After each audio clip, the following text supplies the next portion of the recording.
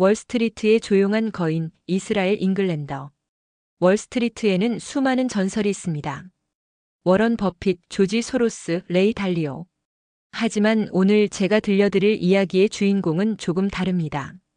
그는 언론을 피하고 인터뷰를 거부하며 조용히 역사상 가장 거대한 금융제국을 건설한 남자입니다. 그의 이름은 이스라엘 알렉산더 잉글랜더. 6천억 달러가 넘는 자산을 운용하는 밀레니엄 매니지먼트의 창립자. 이것은 이스라엘 땅에서 태어나 뉴욕의 정상에 오른 한 남자의 이야기입니다. 1장 약속의 땅에서 온 아이. 1948년 세계는 격변의 시대를 지나고 있었습니다. 제2차 세계대전의 상처가 채 아물지 않은 그해 중동의 작은 땅에서 역사적인 일이 벌어졌습니다.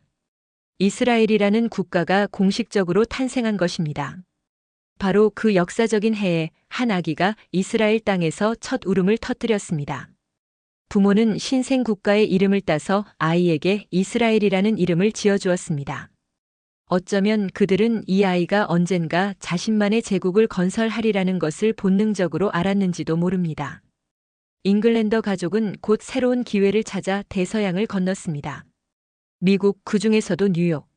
세계 금융의 심장부로 향하는 이 결정이 어린 이스라엘의 운명을 완전히 바꿔놓을 줄은 아무도 몰랐습니다. 뉴욕의 브롱크스에서 자란 이스라엘은 평범한 이민자 가정의 아이였습니다. 하지만 그에게는 남다른 점이 하나 있었습니다. 숫자에 대한 비범한 감각이었습니다.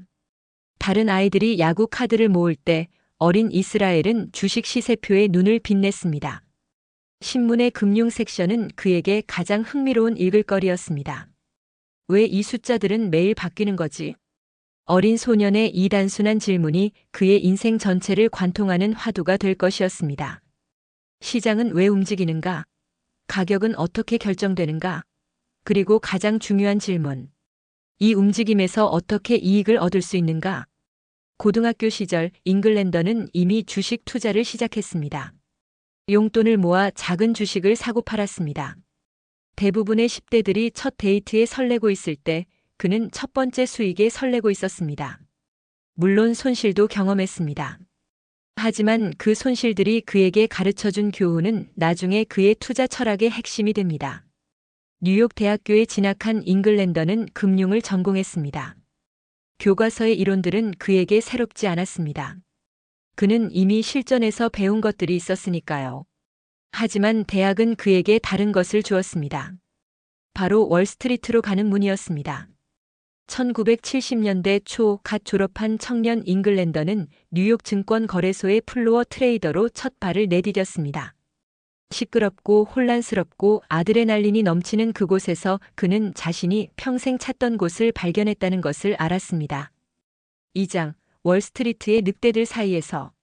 1970년대의 월스트리트는 지금과는 완전히 다른 세계였습니다.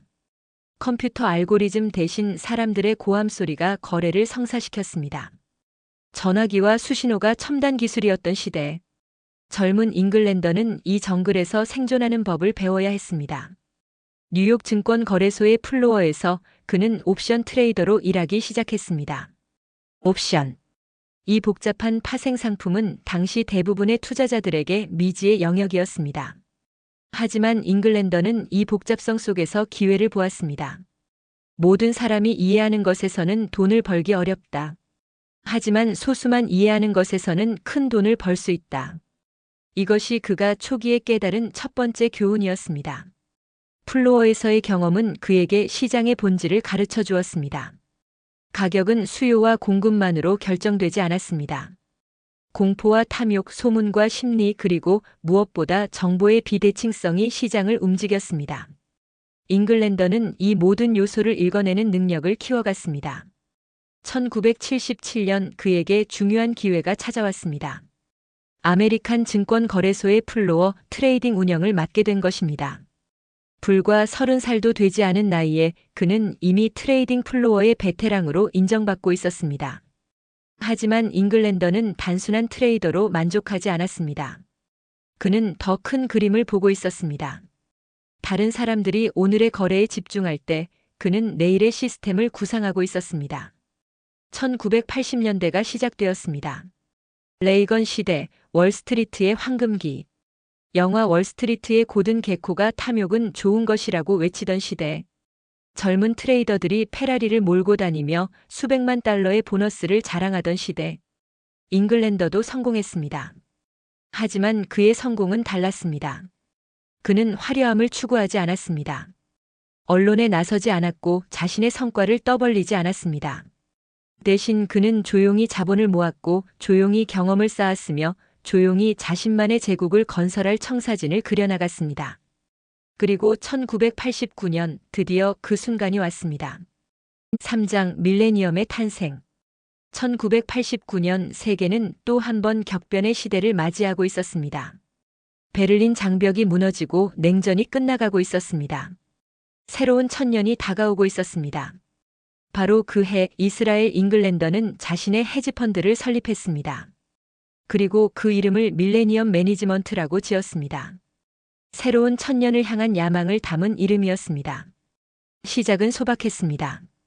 운용 자금 3,500만 달러. 오늘날 기준으로 보면 작은 규모였지만 잉글랜더에게는 충분했습니다. 그에게는 돈보다 더 중요한 것이 있었습니다. 바로 그의 비전이었습니다. 당시 대부분의 헤지펀드는 한 명의 스타 매니저를 중심으로 운영되었습니다. 조지 소로스, 줄리안 로버트슨, 마이클 스타이나트. 이들은 모두 자신의 판단에 따라 대규모 베팅을 하는 스타일이었습니다. 때로는 대성공, 때로는 대실패. 높은 변동성은 이 게임의 일부였습니다. 하지만 잉글랜더는 다른 접근법을 구상했습니다. 왜 한 사람의 판단에 모든 것을 걸어야 하지? 왜 수많은 뛰어난 트레이더들의 지혜를 모을 수 없을까? 이것이 밀레니엄의 핵심 아이디어였습니다. 하나의 천재적인 투자자 대신 수백 명의 뛰어난 투자자들. 하나의 거대한 베팅 대신 수천 개의 작은 베팅들.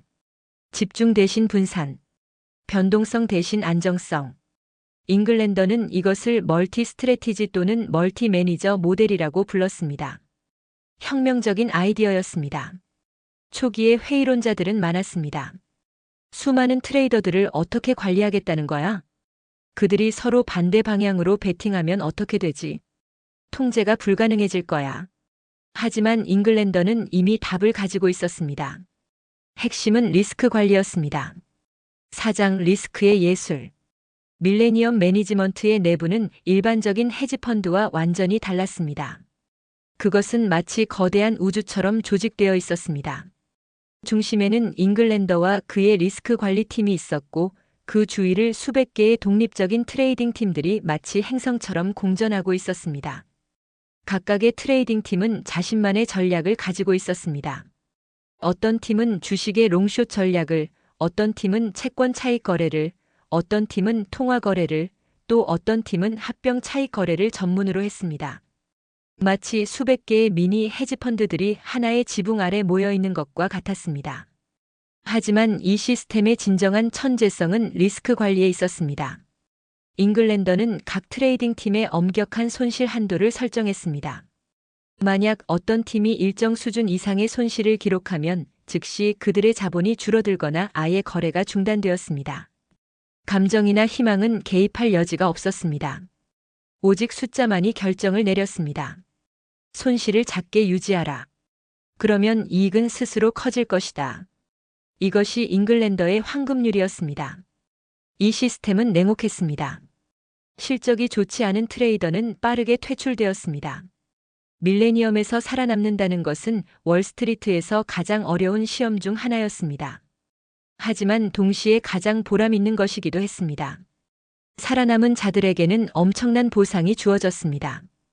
잉글랜더 자신은 개별 거래에 관여하지 않았습니다. 그는 오케스트라의 지휘자처럼 전체를 조율했습니다. 각각의 악기가 자신의 파트를 연주하도록 두면서도 전체가 하모니를 이루도록 만드는 것. 그것이 그의 역할이었습니다. 그리고 이 시스템은 놀라운 결과를 만들어냈습니다. 밀레니엄은 설립 이후 거의 매년 수익을 냈습니다. 시장이 폭락할 때도 금융 위기가 닥쳤을 때도 그들은 꾸준히 수익을 창출했습니다. 변동성은 낮고 수익은 안정적. 투자자들에게 이것은 꿈 같은 조합이었습니다. 5장 폭풍 속에서. 2008년 세계 금융 역사상 가장 암흑 같은 해 중 하나였습니다. 리먼 브라더스가 파산했습니다. 158년 역사의 투자은행이 하룻밤 사이에 사라졌습니다. AIG가 구제금융을 받았습니다. 베어스턴스가 헐값에 팔렸습니다. 세계 금융 시스템 전체가 붕괴 직전에 있었습니다. 헤지펀드들도 대학살을 겪었습니다. 수많은 펀드들이 문을 닫았습니다. 살아남은 펀드들도 대부분 막대한 손실을 기록했습니다. 투자자들은 공포에 질려 자금을 회수해 갔습니다. 밀레니엄도 무풍지대는 아니었습니다. 2008년 밀레니엄은 손실을 기록했습니다.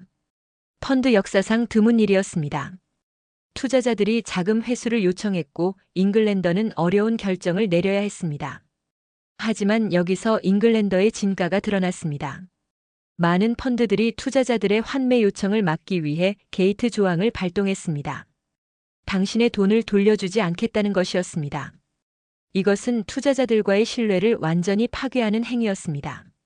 하지만 잉글랜더는 다른 선택을 했습니다. 그는 투자자들에게 돈을 돌려주었습니다. 힘들었지만 약속은 지켰습니다. 그리고 조용히 펀드를 재건하기 시작했습니다.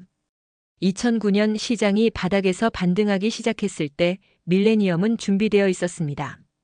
위기 동안 잉글랜더는 시스템을 더욱 강화했습니다. 리스크 관리를 더욱 정교하게 다듬었고 새로운 인재를 영입했으며 인프라를 업그레이드했습니다. 그 결과는 놀라웠습니다. 금융 위기 이후 밀레니엄은 더욱 강해졌습니다. 운용 자산은 빠르게 증가했고 수익률은 다시 안정을 찾았습니다. 위기는 밀레니엄을 파괴하지 않았습니다. 오히려 더욱 강하게 만들었습니다. 잉글랜더는 나중에 이렇게 말했습니다. 위기는 시스템의 약점을 드러낸다. 현명한 자는 그 약점을 보완한다. 어리석은 자는 같은 실수를 반복한다. 6장 제국의 확장. 2010년대 밀레니엄은 폭발적으로 성장했습니다. 운용 자산은 100억 달러를 넘어섰고 200억 달러를 넘어섰고 300억 달러를 넘어섰습니다. 그리고 계속 성장했습니다. 2020년대에 들어서면서 밀레니엄의 운용 자산은 600억 달러를 넘어섰습니다. 세계에서 가장 큰 헤지펀드 중 하나가 된 것입니다. 직원 수도 급격히 늘어났습니다. 한때 수십 명에 불과했던 조직은 이제 수천 명의 직원을 보유하게 되었습니다. 뉴욕 본사를 중심으로 런던, 홍콩, 싱가포르, 도쿄, 마이애미 등 전 세계의 사무실을 열었습니다. 트레이딩 팀의 수도 기하급수적으로 늘어났습니다. 한때 수십 개에 불과했던 팀은 이제 300개가 넘었습니다. 각각의 팀은 자신만의 전략을 운영했고 전체적으로 수천 가지의 포지션이 동시에 관리되었습니다. 하지만 규모가 커지면서 새로운 도전도 생겨났습니다. 가장 큰 도전은 인재 확보였습니다. 밀레니엄은 최고의 트레이더들을 원했고 그들을 유치하기 위해 경쟁사들과 치열한 경쟁을 벌여야 했습니다. 월스트리트의 인재 전쟁에서 밀레니엄은 강력한 참가자였습니다. 잉글랜더는 최고의 인재에게 최고의 대우를 제공했습니다. 밀레니엄의 보수 체계는 업계에서 가장 후한 것으로 알려져 있습니다. 성공한 트레이더들은 수천만 달러, 때로는 수억 달러의 보너스를 받기도 했습니다. 하지만 그만큼 요구사항도 높았습니다. 밀레니엄에서 일한다는 것은 끊임없는 압박 속에서 살아남아야 한다는 것을 의미했습니다. 실적이 좋지 않으면 빠르게 밀려났습니다. 이것은 다윈의 적자 생존 법칙이 순수하게 적용되는 환경이었습니다. 이런 환경에서 살아남은 자들은 월스트리트의 엘리트 중의 엘리트였습니다. 밀레니엄 출신이라는 경력은 그 자체로 금융계에서 훈장과 같았습니다. 많은 밀레니엄 출신들이 자신의 펀드를 설립하거나 다른 대형 기관에서 높은 자리를 차지했습니다.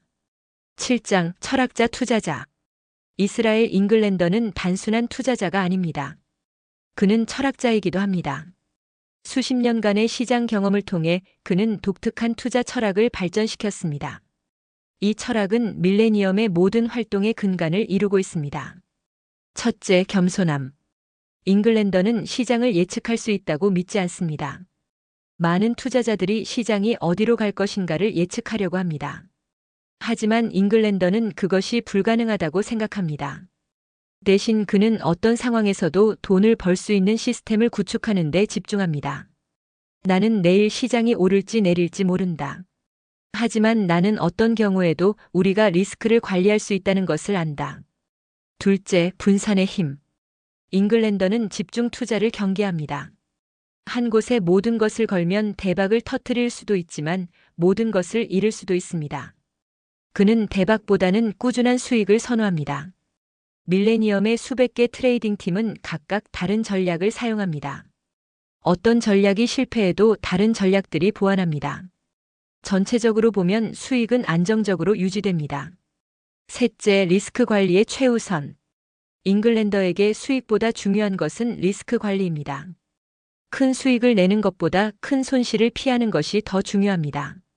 손실을 피하면 수익은 자연히 따라옵니다. 밀레니엄의 리스크 관리 시스템은 업계에서 가장 정교한 것으로 알려져 있습니다. 실시간으로 모든 포지션이 모니터링되고 미리 정해진 한도를 넘으면 자동으로 포지션이 청산됩니다. 넷째, 시스템의 힘. 잉글랜더는 개인의 천재성보다 시스템의 힘을 믿습니다. 한 명의 천재적인 트레이더는 놀라운 수익을 낼 수 있지만 그가 떠나면 모든 것이 끝납니다. 하지만 강력한 시스템은 사람이 바뀌어도 계속 작동합니다. 밀레니엄은 어떤 특정 개인에게 의존하지 않도록 설계되어 있습니다. 어떤 트레이더가 떠나도 시스템은 계속 굴러갑니다.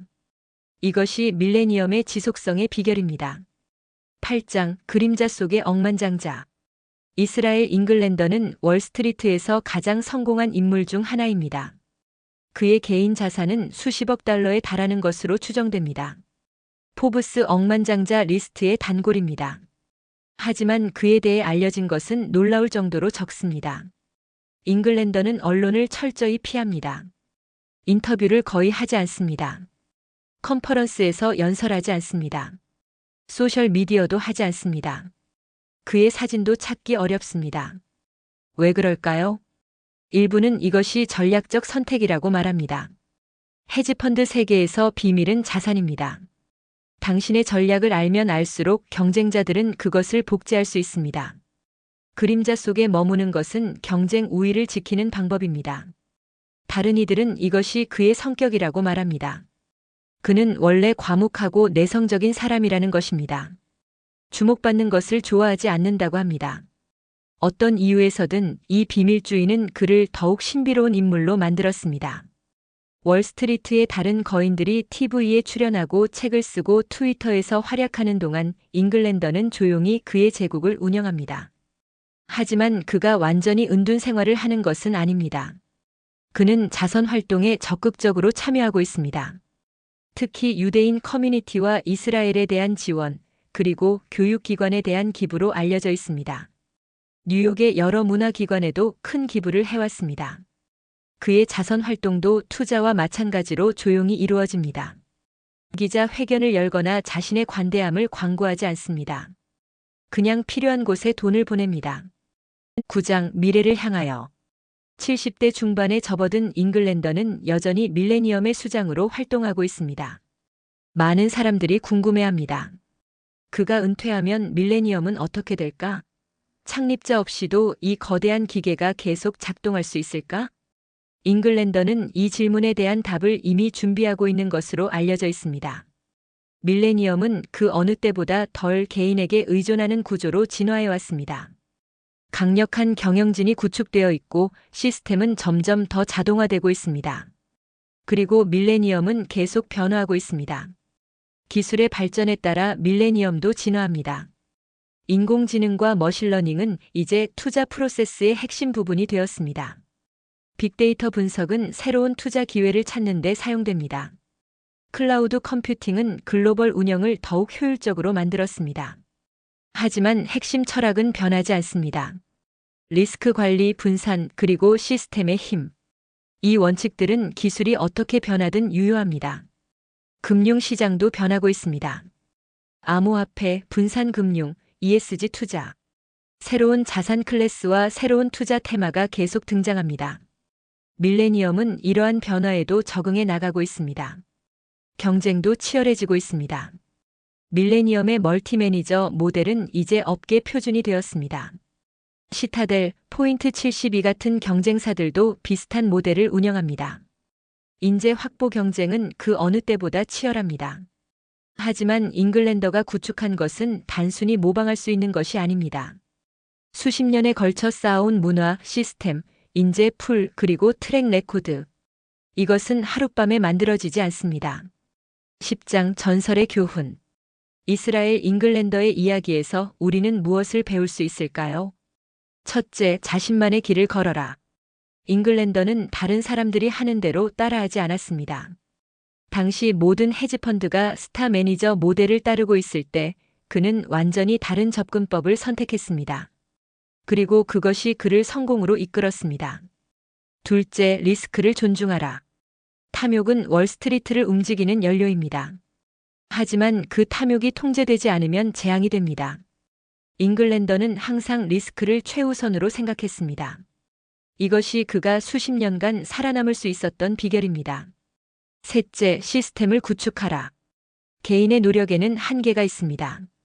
하지만 강력한 시스템은 무한히 확장될 수 있습니다. 잉글랜더는 자신이 아니라 시스템이 일하도록 만들었습니다.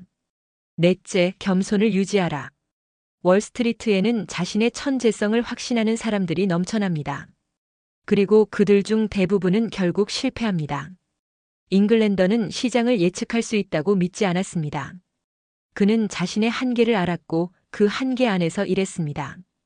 다섯째, 조용히 일하라. 소셜미디어 시대에 모든 사람이 자신을 드러내려고 합니다. 하지만 잉글랜더는 그림자 속에서 일했습니다. 주목받는 것보다 결과를 내는 것이 중요하다는 것을 그는 알고 있었습니다. 클로징. 1948년 이스라엘의 작은 마을에서 태어난 소년. 미국으로 건너와 월스트리트의 정상에 오른 남자. 6천억 달러가 넘는 자산을 운용하는 제국의 건설자. 그리고 여전히 매일 아침 출근하여 그의 제국을 지휘하는 노장. 이스라엘 잉글랜더의 이야기는 아직 끝나지 않았습니다. 그가 구축한 밀레니엄 매니지먼트는 계속해서 성장하고 있습니다. 그가 남긴 유산은 금융계를 영원히 바꿔놓았습니다. 그의 투자 철학은 다음 세대의 투자자들에게 영감을 주고 있습니다. 조용한 거인. 그림자 속의 억만장자. 리스크의 마스터. 이것이 이스라엘 잉글랜더입니다. 이야기를 들어주셔서 감사합니다.